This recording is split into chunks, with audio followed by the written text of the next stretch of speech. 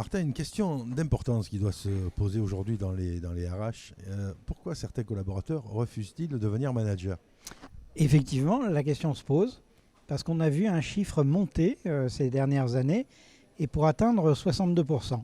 Ce que ça veut dire, c'est que 62% des collaborateurs qui ne sont pas managers aujourd'hui refuseraient de le devenir si on leur proposait.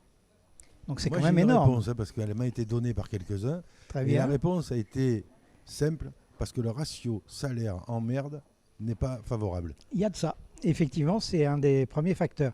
Moi, j'ai fait un peu comme toi. J'ai recensé en fait toutes les études et les baromètres sur le management que j'ai pu trouver sur la question. Et je les ai dépiautés. Et donc, je suis arrivé à 11 causes du fait que les gens ne veulent pas devenir manager ou veulent de moins en moins. Alors, je ne vais pas te les citer, hein, ça serait trop long. Les 11, j'en ai fait un article qu'on peut trouver sur mon blog, management-rse.com. Mais pour les résumer, on peut les résumer en 3 facteurs. Le premier étant celui que tu viens de citer, c'est-à-dire qu'il n'y a pas beaucoup d'avantages en termes de salaire et de reconnaissance. Le management n'est pas reconnu en tant que tel, hein, c'est-à-dire dans leur propre entretien d'évaluation des managers, on va évoluer plein de choses, mais pas tellement leur qualité de manager. Donc pas grand-chose en salaire et reconnaissance, et par contre beaucoup de pression et beaucoup d'ennui, pour reprendre ton terme. Donc finalement, la balance n'est pas du tout favorable. Donc c'est sans doute là-dessus que les entreprises doivent travailler en premier. Il y a un deuxième facteur qui est autour de la notion d'obstacle. Parce qu'il y a aussi des gens qui disent non, je ne veux pas devenir manager, parce qu'ils pensent ne pas en avoir les capacités. Et donc là, il faut que les entreprises développent la formation au management. Beaucoup d'entreprises sont dans l'idée que le management, c'est inné. On sait diriger les hommes. Non, pas du tout. Le management, c'est un métier, ça s'apprend, même s'il ne faut pas que les managers soient trop éloignés des savoir-faire des gens qui dirigent, mais c'est quand même un métier en tant que tel qui a ses savoir-faire spécifiques, propres, donc ça s'apprend. Pas seulement par des formations, hein, aussi par des mises en situation, de l'expérience, etc. Et d'ailleurs, j'en profite pour dire que c'est encore plus aigu chez les femmes. C'est-à-dire beaucoup de femmes, beaucoup plus que les hommes, refusent de devenir manager parce qu'elles pensent ne pas en avoir les compétences. Et de ce point de vue-là, en France, on est très mal positionné. J'ai publié un article sur mon blog pour montrer ce que j'appelle le ratio de misogynie managériale. Hein, on prend les 28 pays de l'Union européenne et on regarde la proportion de managers chez les femmes et on la compare à la proportion de managers chez les hommes. Hein, eh bien, la France, c'est parmi les 28 pays celui qui a l'écart le plus grand. Hein, c'est-à-dire que le taux de promotion au poste de manager chez les femmes est ridiculeusement faible en France par rapport à celui qui existe pour les hommes. Ça veut dire que les 650 lois pour favoriser la mixité et l'accession des femmes à des postes de management, voire de top management, ça servirait? Ça servira, mais à très long terme. Et ces lois, elles sont encore relativement récentes. Les lois anciennes, c'était des lois qui n'étaient que des injonctions. Hein, par exemple, l'obligation d'égalité salariale entre l'homme et la femme, c'est une loi de 1972, donc c'est pas d'hier. Simplement, elle ne prévoyait aucune sanction.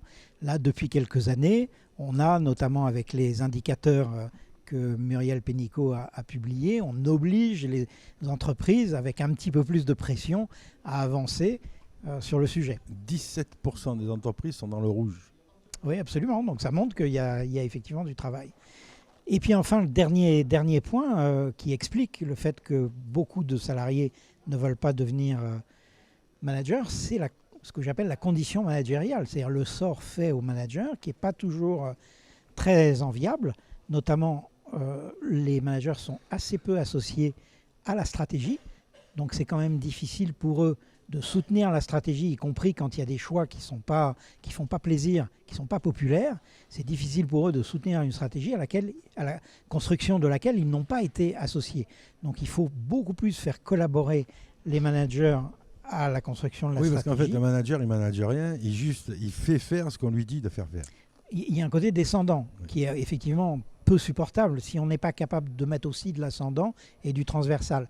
Un autre facteur important dans ce que j'appelle cette condition managériale, c'est le fait que le manager a des marges de manœuvre très étroites, à la fois sur les salaires par exemple. Souvent la politique salariale elle est décidée de façon centrale, elle est négociée avec les syndicats et le manager a très peu de marge de manœuvre.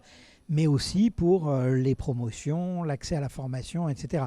Donc il y a sans doute dans beaucoup d'entreprises, je ne dis pas dans toutes, parce que certaines sont en avance là-dessus, mais il y a sans doute une approche nouvelle à mettre en place pour responsabiliser davantage les managers, leur donner plus de pouvoir, plus de marge de manœuvre, faire ce que les Américains appellent de l'empowerment pour leur donner davantage de l'attitude décisionnelle.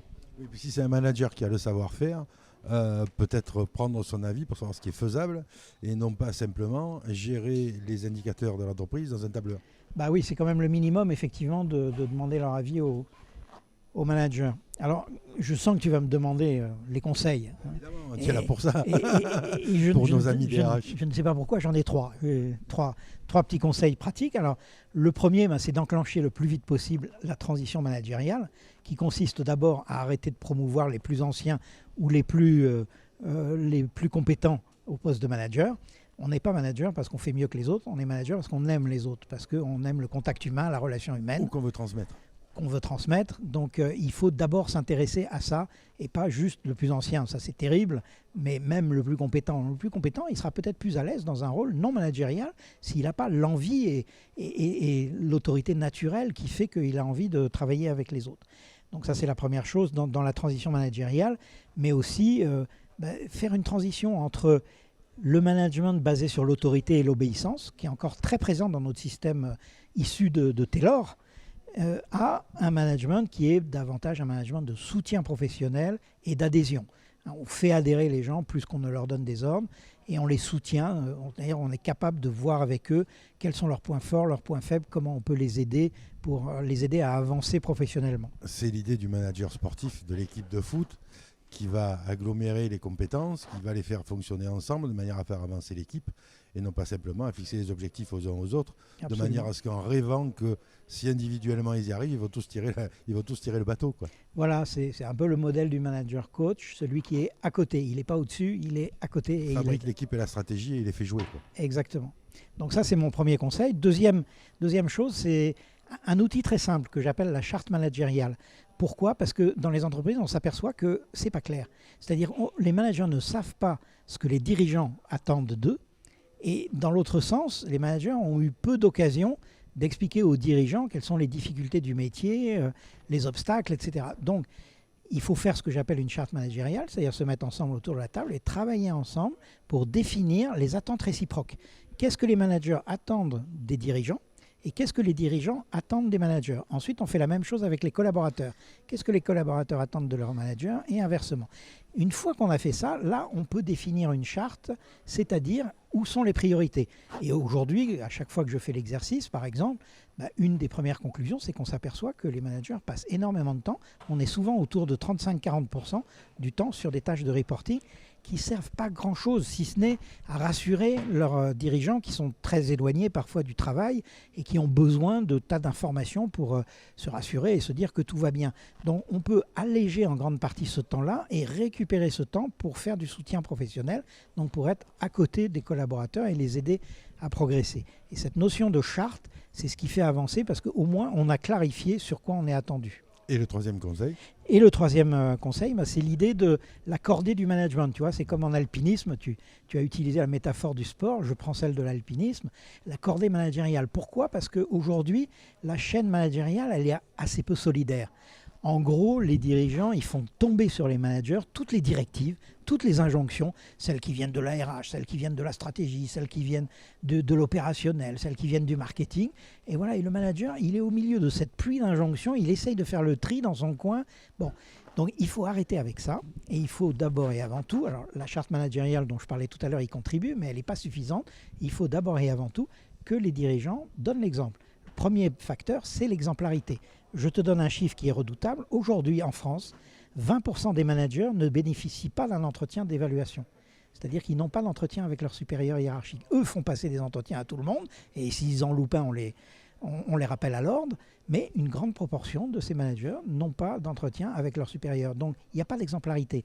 Donc, sans exemplarité, on n'avance pas, parce que toutes les problématiques managériales, elles se balayent par le haut. Donc, il faut que ça vienne d'en haut. Donc, 1, exemplarité. 2, solidarité. Il faut arrêter les injonctions et il faut plutôt travailler sur le comment. OK, il y a trop de priorités, comment on va les choisir? Comment on les hiérarchise? Comment on les sélectionne? Voilà, donc solidarité, puis enfin soutien.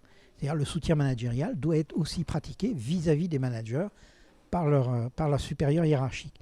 Donc tout ça, si on arrive à le mettre en œuvre, on donne plus de marge de manœuvre aux managers avec un droit à l'erreur, avec un bon appui de leur propre manager, mais on fait avancer les choses. Eh bien, avec ces conseils-là, normalement, il y aura peut-être des vocations de managers qui vont naître dans les entreprises. Je l'espère, parce que c'est très embêtant pour un groupe humain de ne pas avoir d'envie de leadership. C'est très inquiétant. Si personne ne veut prendre la tête d'un groupe humain, c'est que le groupe humain va mal. Eh bien, merci sur cette conclusion. Merci Jacques. Merci.